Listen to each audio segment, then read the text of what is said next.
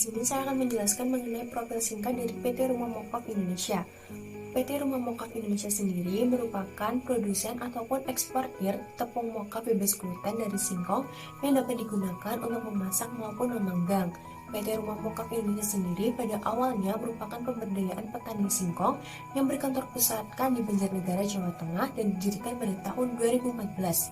Pada tahun 2017, PT Rumah Mokaf Indonesia sendiri merupakan perusahaan yang sudah berbasis sociopreneurship di mana mereka sudah bekerja sama dengan 452 orang petani yang terbagi dalam 11 kelompok tani. PT Rumah Mokaf Indonesia sendiri berkomitmen untuk menjadi perusahaan yang bertanggung jawab dan berkelanjutan yang bekerja sama dengan kelompok tani singkong yang menjadikan pertanian menjadi pertanian yang ramah lingkungan.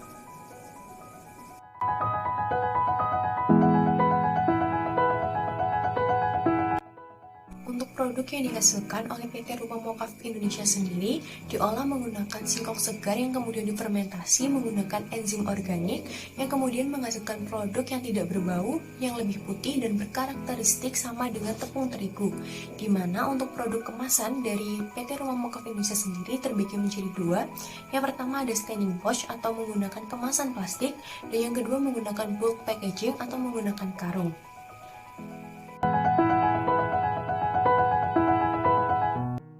PT Rumah Mokaf Indonesia memiliki visi menjadi produsen tepung mokaf berkualitas terbesar di dunia, pemberdayaan ekonomi masyarakat, dan ikut andil dalam pengembangan ekonomi nasional di bidang pertanian.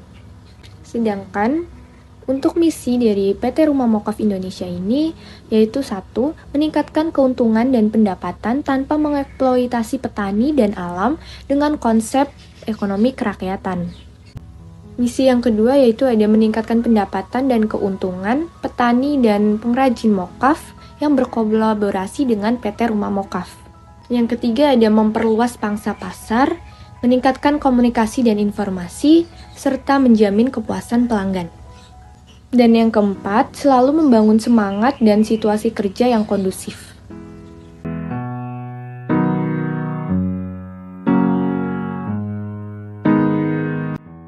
PT Rumah Mokaf Indonesia memiliki dua tipe organisasi.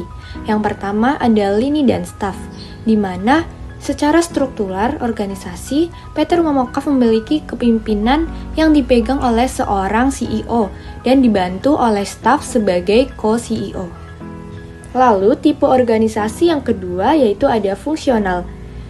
Dalam operasionalnya, PT Rumah Mokaf dibagi menjadi 3, yaitu petani, pengrajin tepung mokaf, dan tim produksi rumah mokaf, di mana masing-masing memiliki spesifikasi dan fokus yang berbeda-beda.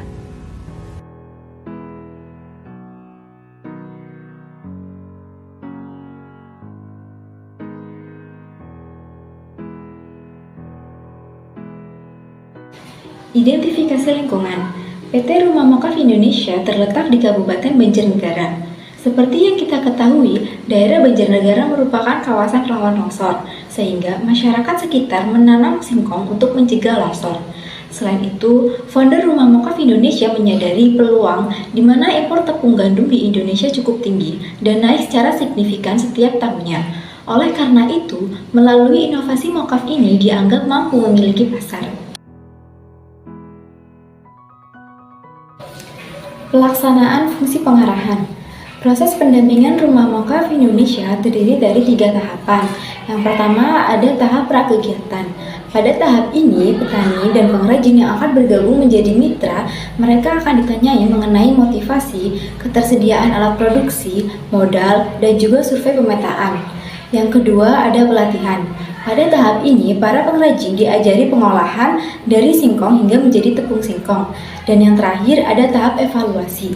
Tahap evaluasi dilakukan apabila pada tahap 1 dan kedua sudah sesuai dengan SOP perusahaan.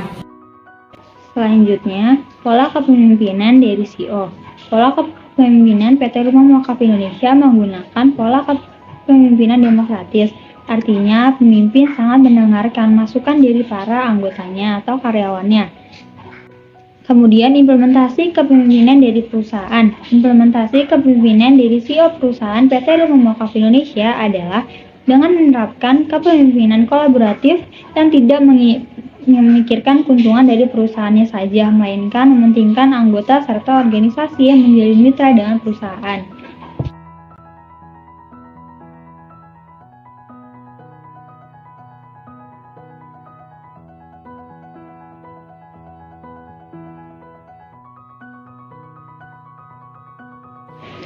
Kemudian, implementasi pengawasan yang dilakukan perusahaan. Pertama, ada menetapkan standar pelaksanaan kegiatan usaha. Yang kedua, menentukan pengukuran dan penilaian kerja. Yang ketiga, melaksanakan evaluasi pencapaian kerja perusahaan yang dilakukan oleh manajer perusahaan. Yang keempat, melaksanakan kegiatan inspeksi oleh pimpinan perusahaan terhadap seluruh karyawan atau anggota. Dan yang terakhir, melaksanakan evaluasi terhadap kesalahan ataupun kendala yang terjadi di perusahaan.